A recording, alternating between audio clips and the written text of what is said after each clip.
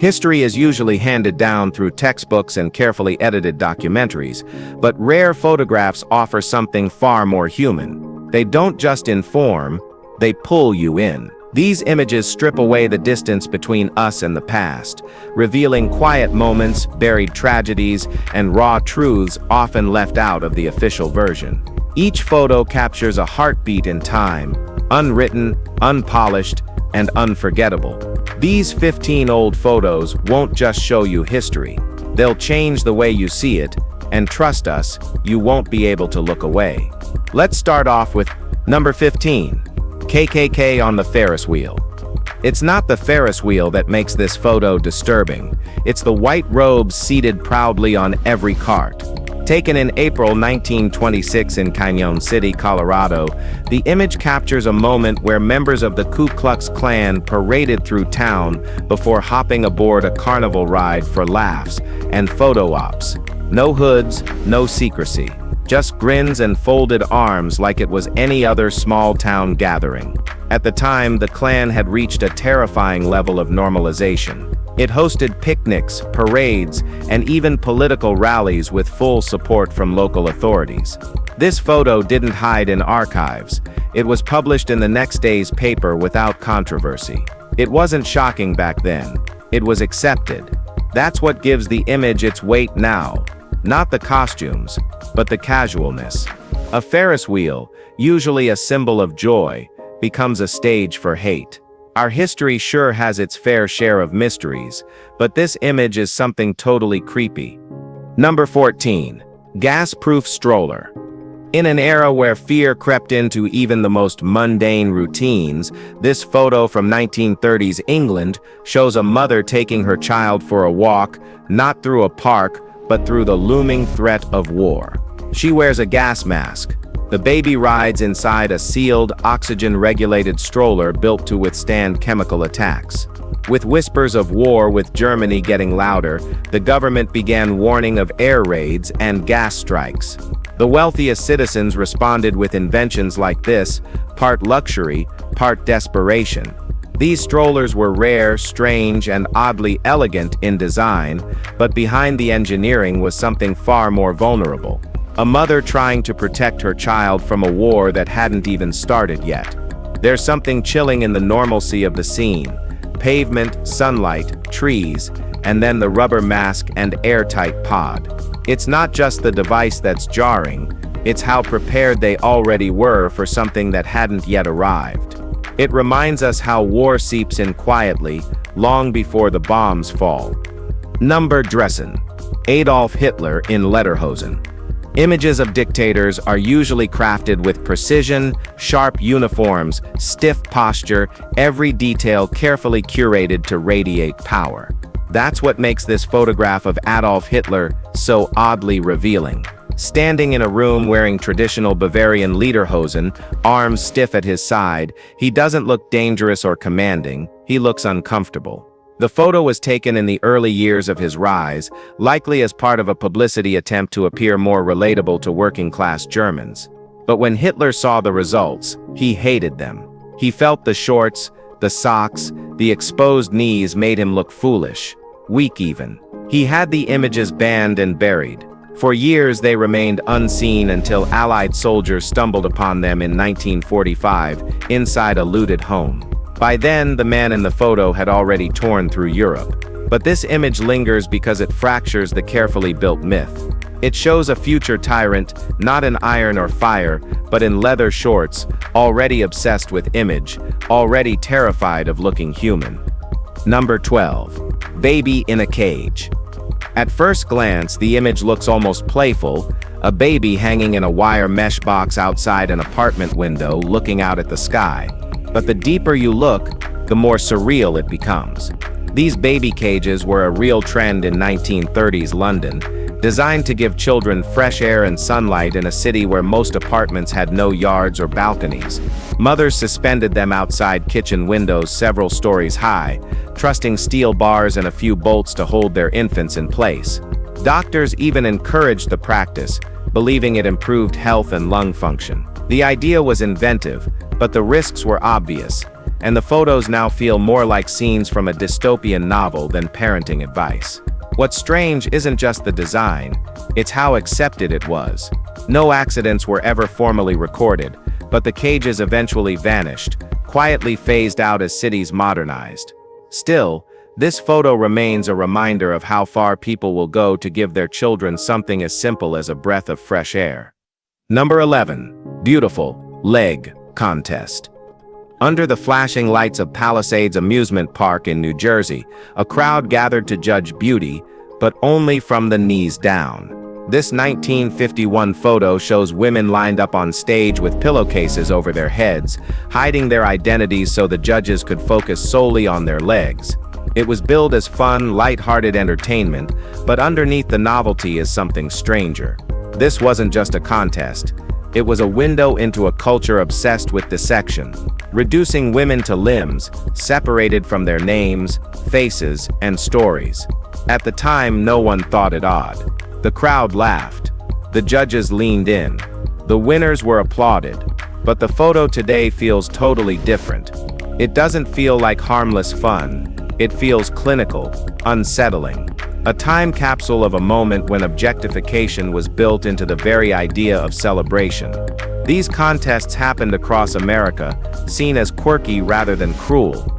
But this image, frozen in flashbulb light, exposes just how far entertainment once went to turn people into parts. Number 10. A pile of American bison skulls. There's no metaphor here, just the blunt truth of extinction caught on camera.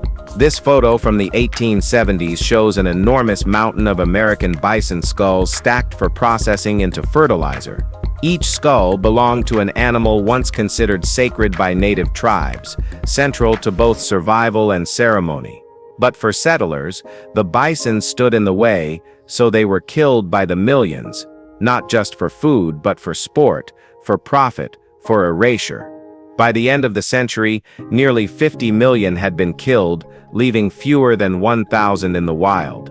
The image is unsettling not just because of the bones, but because of the pride with which they were arranged and photographed. It speaks to a culture that saw conquest in carcasses and profit in destruction. What you see here isn't just death. It's the aftermath of policy, greed, and indifference rolled into one haunting monument. The ecosystem shattered. The people were displaced, and the skulls left behind to tell a story that was never meant to be forgotten. Number 9. Listening for signs of life. It looks like a technical operation, equipment lowered into a shaft, men in uniform leaning close, listening. But the photo from the Colebrook mine disaster in South Africa holds something heavier than protocol. On January 21, 1960, a section of the mine collapsed while more than 1,000 men were underground. Most escaped, but 435 never came out. For days, rescuers tried everything, lowering microphones, shouting through debris, waiting for anything. This image captures one of those desperate moments. The sound equipment didn't pick up voices, just silence. 2 weeks later, recovery efforts were officially called off. No bodies were retrieved. The mine became their grave. This wasn't just a tragedy of nature or machinery. It was a failure of communication, safety, and responsibility. The warning signs were there weeks before, but like too many labor disasters, the system responded too late. The photo doesn't scream or cry, it just listens.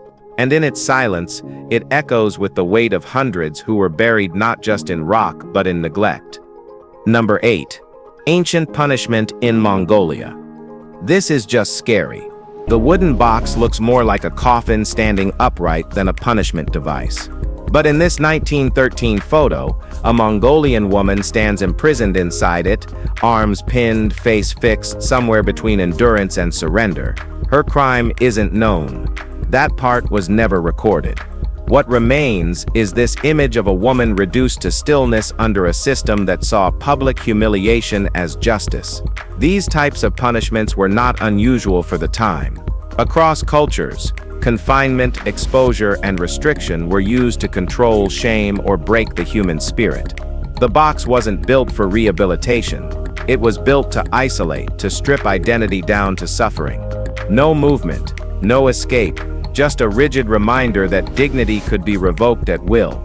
The photo may feel distant, frozen in black and white, but its weight lands differently now. It doesn't just tell us about the laws of another era, it reminds us how easily cruelty can be disguised as discipline when humanity becomes secondary to tradition. Number 7. A human taxi for drunk people. There's something both comedic and quietly revealing about this photo from Istanbul in the 1960s.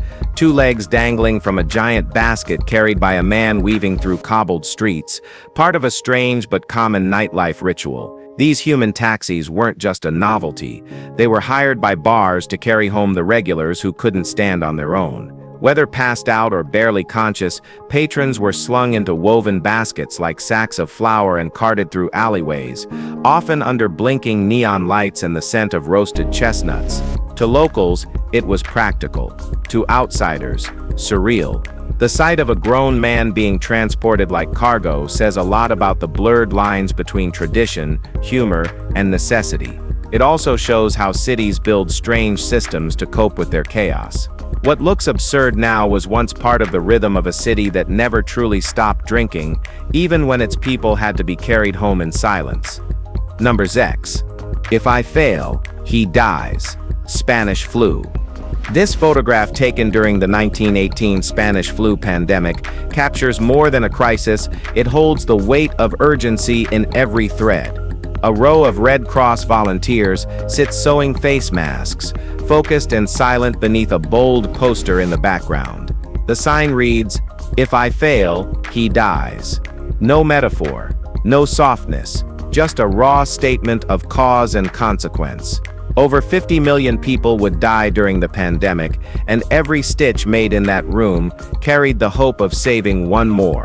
There were no vaccines, no ventilators, only cotton, thread, and desperation. The image feels eerily familiar now, but it belongs to a world far less equipped, where every mask was sewn by hand, and every hospital bed was a gamble. What makes this photo unforgettable isn't just the history, it's the faces. Calm but heavy, determined without drama, as if they already understood that survival, during times like these, doesn't come from speeches or headlines. It comes from people doing the work quietly and without rest. Number 5. Punishment for not meeting quota.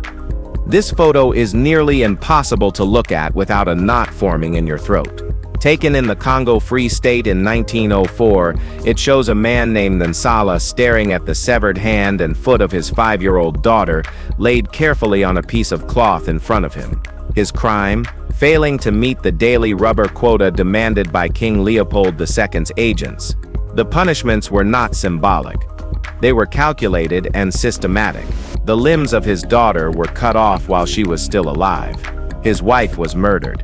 Both were cannibalized by the men who enforced colonial profit with cruelty. Nsala wasn't alone. Millions of Congolese were mutilated or killed under Leopold's rule in one of the most brutal and undertaught genocides in history. The photo doesn't show a war. It shows business as usual under imperialism.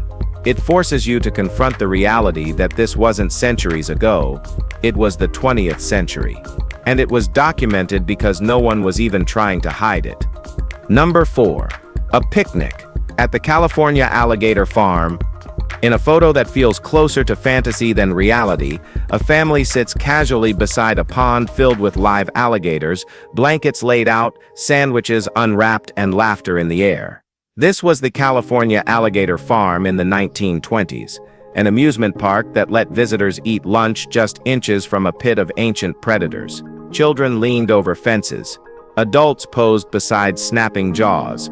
The alligators were billed as trained, though no one really explained what that meant. At the time, it was considered quirky family fun. But in hindsight, the image hits differently. The tension between innocence and danger is sharp. There's something deeply unsettling about how normal it all looks, how comfortable people became around animals whose instincts were never truly tamed. Eventually, shifting views on animal rights and safety closed the park for good. What's left is this photograph, Still sunlit and bizarre, showing how humans have always flirted with the edge between spectacle and survival, sometimes without ever realizing how thin that line really is. Number 3. Barely alive. Andersonville Prison. The man in this photo doesn't look like a survivor, he looks like a shadow of what once was. Taken just after the Civil War, this image shows a Union soldier who barely made it out of Andersonville Prison alive. His ribs jutted through his skin, his eyes sit sunken in a face more bone than flesh. Held captive by Confederate forces, he endured starvation, disease, and exposure in what would become known as one of the most horrific prisoner of war camps in U.S. history. While Confederate soldiers were rationed and supplied, Union prisoners were crammed by the thousands into open grounds without shelter, sanitation, or consistent food. More than 13,000 died. This man didn't, but survival came with a price. The photo isn't dramatic, it's stark. It doesn't beg for sympathy, it simply shows what happens when war forgets its prisoners. His body tells the story history books often skip, the one where victory means nothing if no one makes it home whole. Number 2. A child being shipped in mail. First, it was totally fine back then, at least in the eyes of early 20th century parents who saw nothing wrong with mailing their children like oversized packages. In the 1910s, before postal regulations became what they are today, the U.S. Postal Service's parcel post system technically allowed anything under 11 pounds to be shipped, children included. Postage was paid, stamps were affixed, and conductors on trains often took the role of babysitter during transport. It sounds like satire, but it happened more than once. One famously documented case involved a young girl who was mailed to her grandparents' house for just 53 cents. There were no crates or boxes, just a child handed over, coat buttoned, address pinned, and sent on her way. The practice was quickly banned, but not before a few kids completed their journeys through the mail. What remains now is this photo, equal parts charming and unsettling. Number 1. Alcohol disposal. During Prohibition. The photo captures a waterfall of liquor spilling from a Detroit storefront, dozens of gallons of whiskey and gin crashing onto the pavement, wasted by design. In 1929, Prohibition was nearing its peak. Federal agents carried out raids across the country, targeting illegal distilleries and speakeasies with a kind of moral urgency that defined the era. But what these images rarely show is the irony buried beneath the enforcement.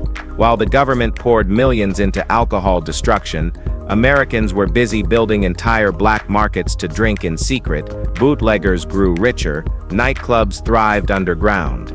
People sipped cocktails behind false walls while city sidewalks ran wet with confiscated spirits.